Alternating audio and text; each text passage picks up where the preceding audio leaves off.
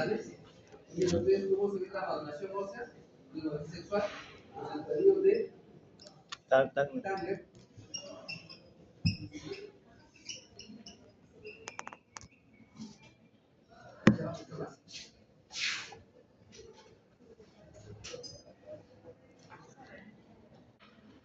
Métodos anticonceptivos naturales, lo que son las hormonas. ¿Qué actividad hacen las hormonas? Entonces vamos a empezar viendo el video de esto, de un método de las Tiene ese fotograma.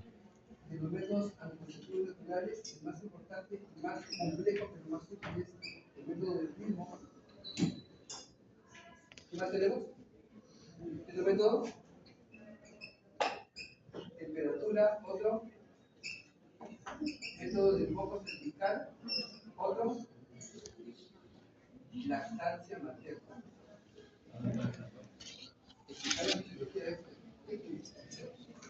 ¿Por qué se da el método del moco cervical? ¿Por qué se da cada uno de ellos? Bueno, empezamos con el primero. Por favor, atento con los términos que están en este video que son importantes para el examen. El ligado del aula C, le he comentado si puede ser el práctico el viernes. ¿Sabías que podías ganar dinero? ¿Qué es esto del espermograma? El espermograma es un estudio en el cual se va a mirar la producción de espermatozoides en el testículo y su presencia en la eyaculación. Claro está que todo esto depende de factores como la abstinencia sexual, el uso de algunos medicamentos, la fiebre, la exposición a tóxicos ambientales y algunos otros. Con este estudio se evalúan los aspectos físicos del ser, como son el volumen, el pH, la viscosidad, el color, además de analizar el número de espermatozoides y su movilidad, con su morfología y su vitalidad. Para la recolección de la muestra, esta debe ser tomada con un periodo de abstinencia sexual de entre 2 a 5 días, incluyendo la masturbación. Se debe orinar antes de la toma y lavar los genitales con agua y con jabón y luego secarlos con una toalla limpia. Para la lavada se tiene que evitar lo que son jabones quirúrgicos o sustancias que pueden llegar a alterar el semen. Se debe recolectar en un recipiente estéril de boca ancha, tapado de forma hermética y marcado con el nombre del paciente, para ser transportado a una temperatura corporal de entre... La muestra de semen debe ser tomada en el momento mismo de la práctica, antes de media hora de segundo. Luego viene el punto de compacción, luego se observa una gota en la semen. Lo que van a ver aquí es igualito a lo que se ve en el fondo, no que con fondo blanco más o menos. Eso dura ¿cuánto? Y media hora ya no se puede ver mucho, porque generalmente queda inmovilidad. A ver, vamos a ver los parámetros que tenemos para los términos. 30 a 37 grados y debe ser esperado en un lapso no mayor a media hora al laboratorio. Se recomienda un método de autoestímulo o masturbación para la recolección de una muestra, ya que algunas personas prefieren el coito interrumpido, pero esto puede producir pérdida de parte de la muestra y contaminación de la misma. Aunque en algunas ocasiones es útil utilizar lo que son preservativos que no contienen espermicidas para la recolección. Para el análisis macroscópico se va a evaluar lo que es el color. El semen tiene un color grisáceo o un poco amarillento. Si se presenta otro color, puede ser indicativo de una infección. También se va a evaluar el pH, el cual está situado entre 7,2 a 8. La variación de este puede indicar la presencia de infección o algunas alteraciones en la producción del líquido seminal. También se analiza la viscosidad, la cual se mira a través de la presencia de ellos. También se mira la licuefacción, la cual se produce al dejar reposar la muestra unos 20 minutos a temperatura ambiente. Aquí el semen se tiene que volver menos compacto con el fin de que se pueda realizar correctamente el análisis microscópico de la muestra. Esto se debe a una proteína expulsada en el eyaculado llamada fibrinolicina, la cual se encarga de la licuefacción del semen. Si esta no se produce, es porque puede haber una patología. En cuanto al volumen, tenemos que partir de 1,5 mililitros es considerado un volumen normal. Si se presenta menor cantidad, se va a conocer como hipospermia, lo cual tiende a producir fertilidad masculina, ya que si se expulsa menos de 1,5 5 mililitros de volumen del eyaculado, es complicado que los espermatozoides puedan recorrer todo el largo camino hasta llegar a los puntos de Fallopian y encontrarse con el óvulo. También se puede presentar el caso de Asperger, donde el hombre no es capaz de expulsar ningún fluido en la eyaculación. En este caso, se debería encontrar la causa de esta alteración y comprobar si existe producción de espermatozoides en los testículos. También se puede presentar la hiperespermia, que es cuando la cantidad de líquido seminal.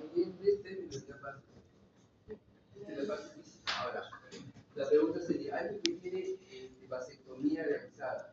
¿No eyacula? Sí, eyacula. La ligadura de este conducto La eyaculado es superior a los 6 mililitros. Esto no es causa de infertilidad, pero suele relacionarse con un tamaño grande de las vesículas seminales. En cuanto al análisis microscópico, vamos a empezar con lo que es la concentración de espermatozoides. En este caso, se coge una gota de semen y se coloca en la cámara de recuento. Este procedimiento consiste en contar los espermatozoides que hay por cada 10 cuadros, es decir, en cada fila o columna.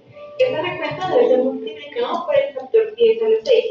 Y finalmente se va a obtener la concentración de espermatozoides expresada en millones de espermatozoides por mililitro. Por último, para saber la cantidad total de espermatozoides que contiene una eyaculación, será necesario multiplicar la concentración espermática obtenida por el volumen de la muestra de semen. El valor normal es a partir de los 39 millones de espermatozoides por eyacular. Cuando la muestra se encuentra los valores normales, se va a conocer como normal. Estos son datos importantes. Hipospermia menos de 2. Hiperespermia 96. Aspermia menos de 1. Realmente hay un poco menos de 1. Ahora, en la cuestión del número, el número normal es 20 millones por centímetro más o menos. ¿De acuerdo? Sin embargo, si este baja de 15 millones, estamos hablando de un tipo de espermia. Y si no hay ninguno, ¿cómo se llama? Aspermia. Aspermia es no líquido. Se llama azoospermia, ¿de acuerdo? Okay. Oligospermia cuando hay menos, sobre todo cuando hay casi nada o nada, azoospermia. Normalmente uno busca la azoospermia en el paciente que casi regresa de la vasectomía, ¿cierto? Lo que yo busco es al mes, le llegué todo, azoospermia. Eso sería el ¿okay? Homospermia. En cuanto a las alteraciones, vamos a tener la oligospermia severa, que consiste entre 14 a 5 millones de espermatozoides por mililitro. La oligospermia moderada, que es de 5 a 1 millón de espermatozoides por mililitro, y la oligospermia severa, que es menos de 1 millón de espermatozoides por mililitro. Luego tenemos la criptozoospermia, que son 100.000 espermatozoides por mililitro, y la zoospermia en casos extremos, que es cuando no se encuentra ningún espermatozoide en el seno. También se va a mirar lo que es la motilidad. Acá bajo el microscopio se analiza una pequeña gota de semen en la cámara de Merkel o en la cámara de Liwau. Se va a mirar lo que es la progresividad, es decir, si la movilidad es progresiva o no. La forma de movimiento, es decir, si los espermatozoides se mueven de forma rectilínea, en círculos o en zigzags. Y la velocidad, acá se va a notar si el movimiento es rápido o lento. Existen diferentes tipos de movilidad.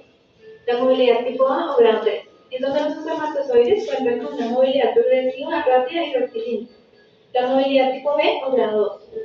Aquí se mueven de forma progresiva, pero lenta. La movilidad tipo C cuenta con una movilidad. Estas dos son las que sobre todo la de acá. Bueno, la idea es que la rapidez es más lento que de acá, y genera de que progresa más rápido que los otros. En general, ambas pueden resultar. Progresiva, rápida y rectilínea. La movilidad tipo B o grado 2. Aquí se mueven de forma progresiva, pero lenta. La movilidad tipo C o grado 1, donde cuentan con una movilidad lenta y sin desplazamiento, es decir, no se observa progresión, sino que se mueven sobre la misma posición. Y la movilidad tipo D o grado 0, donde los espermatozoides se encuentran estáticos o inmóviles. Acá es necesario averiguar si se encuentran vivos o están muertos. También se realiza la vitalidad. Acá se va a calcular el porcentaje de espermatozoides vivos y muertos de la muestra de semen. Aquí, en una lámina se va a colocar una gota de semen y una gota de colorante de dosina y se va a esperar de 1 a 2 minutos para posteriormente observarlo al microscopio. Aquí, una característica de los espermatozoides muertos es la presencia de perforaciones y agujeros en sus membranas, por lo que esto los va a hacer permeables al colorante de dosina. Cuando se realiza la punción y se observa observa al microscopio, los espermatozoides muertos aparecerán teñidos. Por el contrario, la eosina no será capaz de penetrar en los espermatozoides vivos, puesto que su membrana está intacta. Por esta razón, los espermatozoides vivos aparecerán de color blanco. Cuando el porcentaje de espermatozoides muertos en la muestra espermática es superior al 42%, se conoce como necrospermia. También se va a analizar la morfología. Acá se mira la cantidad de espermatozoides anormales y en qué cantidad se encuentran. Para esto es necesario la fijación de una pequeña muestra total de eyaculado en un portaobjetos, lo cual implica la muerte de los espermatozoides. Luego se procede a una adquisición biológica como la hematoxilina y eosina. Aquí la eosina se va a unir a los elementos electropositivos de la célula y va a tener una coloración rosada, y la hematoxilina se une a las moléculas electronegativas de los espermatozoides, obteniendo una coloración en tonos azules. Acá se va a ver lo que es la cabeza, la cual debe ser ovalada y lisa, de unos 5 a 6 micrómetros de largo y de 2,5 a 3,5 micrómetros de ancho. En este caso, la cromosoma debe abarcar un 40-70% del volumen de la cabeza, y si hay vacuolas deben ser escasas y ocupar menos de la mitad del volumen de la cabeza, ya que si son numerosas o grandes pueden significar que el ADN está dañado.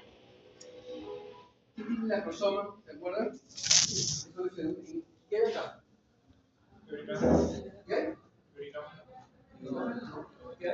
Tiene una sustancia fosfatasa ácida, creo, ácida, fosfatasa ácida. Claro, porque eso le hicieron líquida para que rompan la onda radiada, la fina pelúcida de los se mete únicamente el clorúcleo masculino.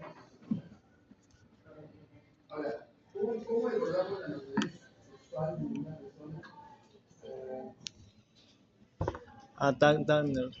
Este tigre es un investigador científico que se dio cuenta de que el uso de medicamentos hace mucho tiempo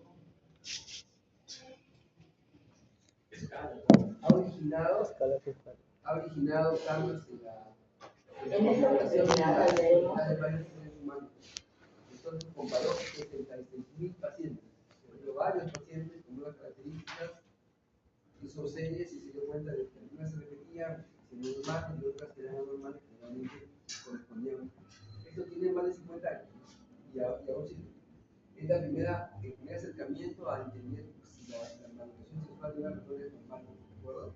Está dada en mujeres y varones, tiene los parámetros que se fijan, por favor, sobre todo en están las edades. ¿A qué edad se da el cambio de 1, 2, 3, 4 en la mujer? ¿Y a qué evento está relacionado? Sobre todo en las damas, cuando es la menstruación, cuando es la tilarca, la pubarca, la tilarca. Teorías de la educación sexual según Tanner. Comencemos a leer entonces el desarrollo de la educación sexual según Tanner para una mujer, pero primero recordaremos los conceptos básicos de anatomía de la mama. Tenemos entonces a la glándula mamaria, al complejo areola-pezón, dentro de este a la areola, que es la zona más hiperpigmentada de la mama, y el pezón, que es la región que también está hiperpigmentada y que protruye. Los ensayos de Tanner en una mujer se denominan M1, M2, M3, M4 y M5. El ensayo Tanner 1 o M1 es una mama sin cambios, es decir, de una niña preterita, lo que significa que la pubertad inicia en M2 o Tanner 2 con la presencia del botón mamario en inspección. Aquí nosotros vamos a ver un aumento de diámetro solamente de la areola mamaria. Por lo tanto, en Tanner 2 la palabra clave es areola. Luego sigue la etapa de Tanner 3 o M3, donde ya la mama sobrepasa la areola. Quiere decir que no solamente hay un aumento del diámetro de la areola, sino también del resto de la mama. Esta etapa se conoce como la etapa de mama en corto. Y es muy importante porque aquí se va a dar la presencia de la máxima velocidad de crecimiento de las niñas, que es aproximadamente 8 centímetros por año. Luego sigue la etapa de Tanner 4 o M4, donde ya hay un doble contorno de la areola y de la mama. Es decir, la areola ha sobrepasado el contorno de la mama. Esta etapa se conoce también como la etapa del doble cono. Y es muy importante porque aquí también se da la presencia de un evento con mucha importancia para la niña, que es la menarquia o de su primera menstruación. Y finalmente tenemos a la etapa de Tanner 5, que ya es una mama adulta. Antes de la menarquia, aquí está. ¿Cómo se llama esta etapa que aparece en el botón mamario? Etapa de cono. ¿Cómo se llama? Se llama telarquia. Y cuando aparece el vello púbico, ¿cómo se llama? Se llama pubarquia.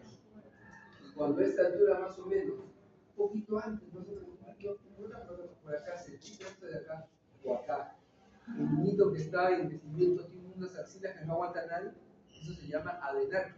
Los andrógenos que secretan la capa reticular de la corteza suprarrenal hacen un impulso y, digamos, preparan el niño para la pubertad. Y ahí cambia básicamente las axilas de los nada más. ¿De acuerdo? Pubarquia, adenarquia, telarquia, menarquia, hay que ustedes en la etapa de doble colo se dan promedio 12 a 14 años para promedio normal después sean sí. Donde la vía y la mama están al mismo nivel y solamente fluye el peso.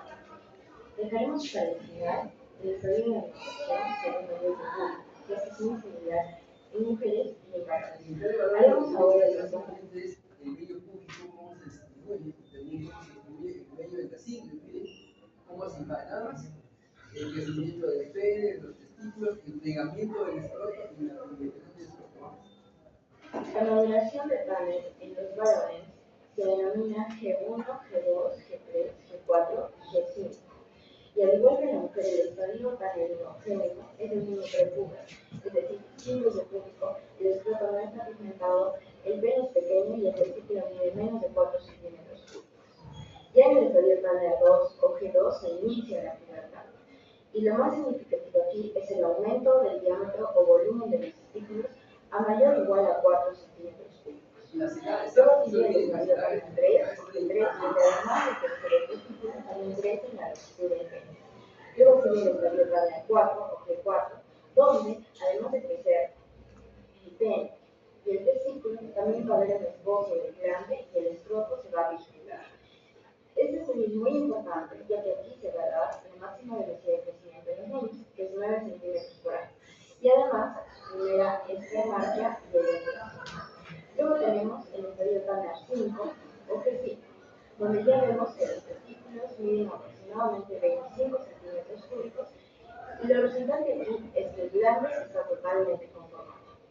Al finalizar vamos a ver los estadios del vello púbico. Pero ¿cómo sabemos que el niño ya tiene 4 centímetros cúbicos de tamaño de su testículo? Pues existen muchas maneras de medirlo, como por ejemplo con el ampliómetro de entrada, que son este tipo de cuentas, las cuales debemos comparar con el testículo del menor. ¿Por qué es importante hacer esto en los niños más pequeños? Porque a esta altura uno corrige los defectos, coloca hormonas, coloca un plan de manejo endocrino excelente. Si pasan los 15 años no hay nada que hacer, se quedan enfermos. Acá el síndrome de Klinefelter, el síndrome de XXY, el síndrome de Turner, todo eso se da por acá. Así que, ¿por qué colocamos este estadio de Turner? Porque finalmente el Turner también ve si el niño está con un retraso puberal o con una pubertad precoz. Si tiene 7, 8 años, está muy chato y encima está lleno de vellos, ya ese pata está mal. ¿De acuerdo? Entonces, la idea sería reconocer por fisiología qué cambios se dan de manera normal. Miren los tamaños y los volúmenes que se dan en cada testículo, ¿de acuerdo? 3, 4, 10, 16, 25. Es el testículo maduro. ¿Ok? Vamos, acá está el diámetro, esto de acá, y acá está el volumen de cada uno de ellos. Para saber en qué nivel o grado de maduración está. Pero también podemos medir en centímetros y tener esta tabla a la mano para comparar el volumen del testículo. No como por ejemplo de esta manera. Llegamos en un estadio de panel 2 o G2, vamos a ver que el testículo se mueve a kilómetro de entrada, en la cuarta orilla, mide aproximadamente 2.5 a 3.2 centímetros. Finalmente tenemos los estadios en esta se ubican en el grado de maduración del vello púbico, que es muy similar en niñas y en niños. Por ejemplo, el estadio 1 es de una niña prepúber y de un niño prepúber, es decir, no existe ningún rastro de vello púbico. Ya el estadio 2, el vello púbico va a estar en los niños solamente en la base del pene y en las niñas solamente en los labios mayores. En el estadio 3, ya el vello púbico va a estar sobre el pubis. En el estadio 4 se va a extender hacia la zona inguinal, pero no va a alcanzarla. Y ya en el estadio 5 va a sobrepasar la línea inguinal, lo que se conoce como vello púbico de un adulto. Por último, métodos, ¿por qué Ya lo comentamos en la exposición. ¿Cuál sería la base del método anticonceptivo del ginecólogo cervical? La base del método anticonceptivo de temperatura, la base del método anticonceptivo de lactancia materna. Eso lo conocimos en fisiología. Y ahora sí, el método Cabos, ¿qué es régimen catamenial?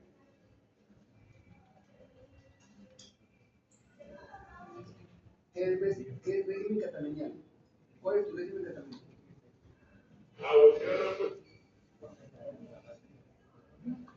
Ramírez, ¿tu régimen cuál es? Régimen catamenial, ¿cuál es?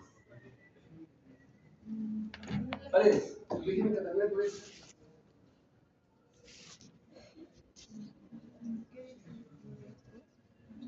Ojalá no tomen el tema de la menstruación como en la colonia, estamos en el siglo XXI.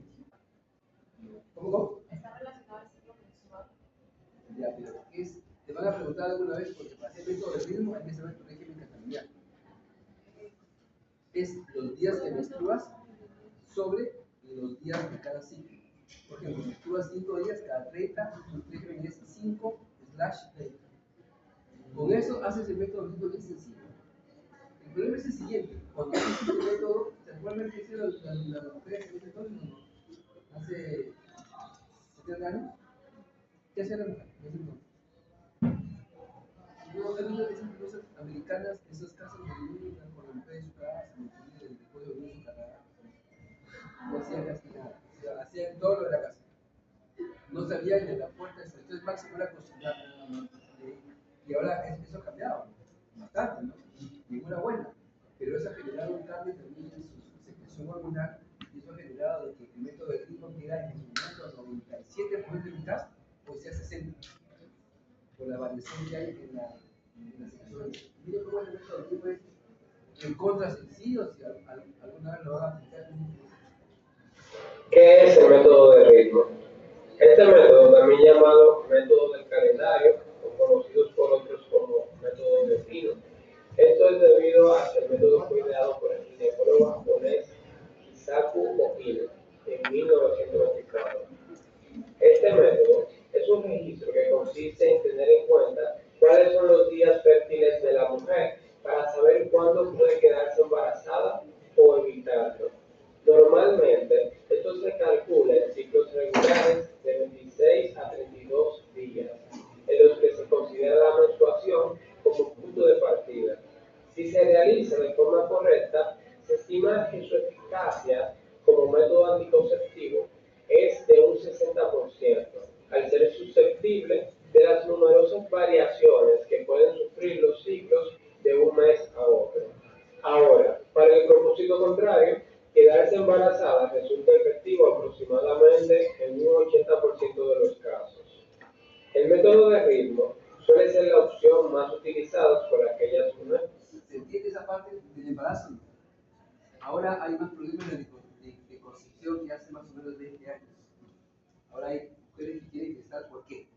Porque suspenden la maternidad para que como personas se realicen, no estudien medicina, qué sé yo. Y cuando ya son profesionales, ya que el médico pasaron los 30 años. La mejor edad para obtener bebés es entre 20 y 30 años, eso no lo digo yo, lo dice la ciencia, no lo digo yo. Cuando pasan esas edades, vienen los problemas de fertilidad. Y ese método también sirve para fertilidad. Invierte en el método y tienen actividad sexual los días justamente de riesgo para que haya fertilización.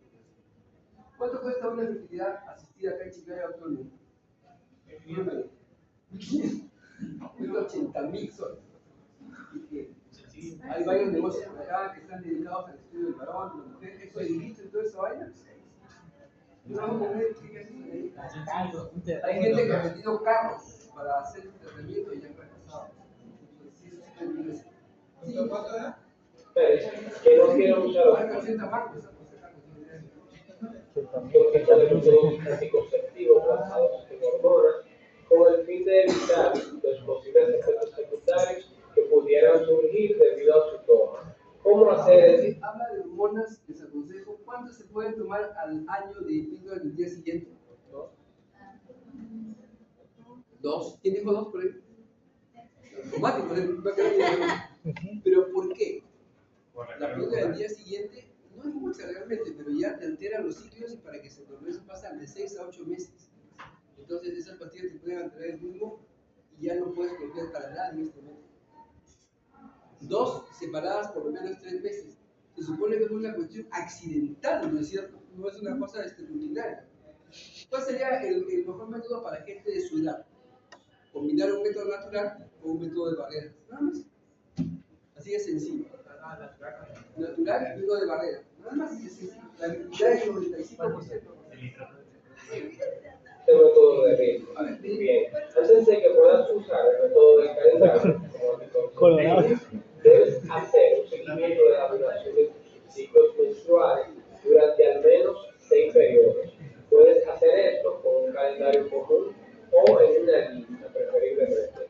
Entonces, para hacer esto, marca el primer día de tu periodo menstrual, este es el día 1. Después, marca el primer día de tu periodo menstrual siguiente. Entonces, cuenta el total de días entre los ciclos. Primer día de menstruación al otro primer día de menstruación. Eso dura un ciclo, ¿de acuerdo? Entre día y día del primero de menstruación. Si la menor evidencia de menstruación se toma como primer día y ya van a medir cuánto mide cada uno de ellos. Es decir, entre el primer día de cada periodo menstrual. Al contarlo, notarás que el ciclo que inició el 20 de enero duró 29 días y así sucesivamente debes seguir. Como pueden ver, debes registrar al menos 6 ciclos, pero registrar algunos más es aún mejor. Ten presente que si todos tus ciclos duran menos de 27 días, el método del calendario no será preciso para ti. Ahora entremos en lleno. Como he mencionado, el método de ritmo busca saber cuándo son tus días fértiles e infértiles. Para predecir cuándo será el primer día fértil en tu ciclo actual, haz lo siguiente. Busca el ciclo más corto en tus registros anteriores, réstale 18. El más corto de 26 días, se le resta 18, y ¿cómo se hace? El número total de días de ese ciclo. Cuenta esa cantidad de días que te dio desde el primer día de tu ciclo menstrual actual y marca ese día con una X. Al contar, incluye el día 1. El día marcado con la X será tu primer día fértil. Ahora vamos a explicarlo de una manera más clara. Por ejemplo, si tu ciclo más corto es de 26 días, resta 18 de 26. Te quedan 8, ¿cierto? Luego, cuenta 8 días a partir del día 1. El día 1 es el primer día de tu periodo menstrual. Si el día 1 fue el 4 de ese mes, en este caso, marque el 11 con una X. Por lo tanto, el día 11 es el primer día fértil de ese ciclo.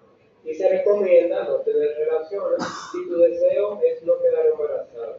Ahora, para predecir cuál será el último día fértil de tu ciclo actual, haz lo siguiente. Primeramente, busca el ciclo más largo de tu registro, réstale 11 al número total de días de ese ciclo. Entonces, cuenta esa cantidad de días que te dio desde el día 1 de tu ciclo actual y marca ese día con una X. Al hacer este conteo, debes de incluir el primer día. El día marcado con la X será tu último día fértil. Explicado de una mejor manera, por ejemplo, si tu ciclo más largo es de 30 días, resta 11 de 30. Te quedan 19, ¿cierto? Luego, cuenta 19 días a partir del día 1. No, el día 1. Si el día 1 fue el 4 de ese mes, marca el 22 con una X. Por lo tanto, el 22 es el último día fértil de ese ciclo. Entonces puedes comenzar a tener relaciones sin protección al día siguiente y no quedarás embarazada. Y básicamente esto es el método del calendario. Entonces, lo que queda por ver es que hagan esto desde la pizarra.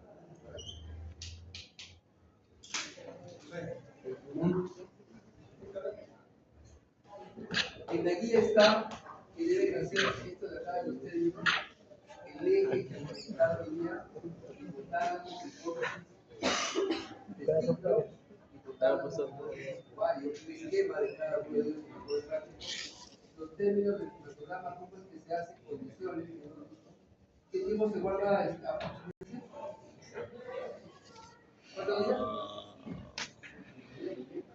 Un esquema de estadios de Tanner. Recuerden las edades a cuál se da cada uno de ustedes. Y volúmenes escalares de valor. Esto cuenta y los métodos anticonceptivos, el método antiguo, se hace. Lactancia materna, ya lo hemos explicado en la ponencia, es por la prolactina. ¿Quién inhibe la prolactina? ¿Quién inhibe la prolactina?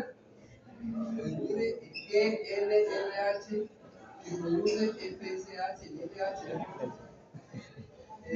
La temperatura, ¿quién produce el aumento de temperatura? ¿Quién? No, en el sentido del productor. La progesterona, que se eleva cuando la menstruación. Por lo hecho en su informe, Esteban, creo que tienes este archivo. No la pasa, pues. A ver, Bótela. Como recién envió el link. 2 puntos nuevos en sus prácticos. Entonces, ustedes Eso es lo que viene en el tienen su práctico. examen el día Y que lo tenemos que jueves desarrollar. a las 4 de la tarde. En esta hora de acá. Dura 20 minutos. Chequen sus aulas. Hoy día voy a colgar la nota de exposición en tercera y cuarta de una vez. Chequen el aula hoy día a las 11 de la noche. Y el día que den tu examen el jueves, me quiero calificar su examen y ahí nomás uno.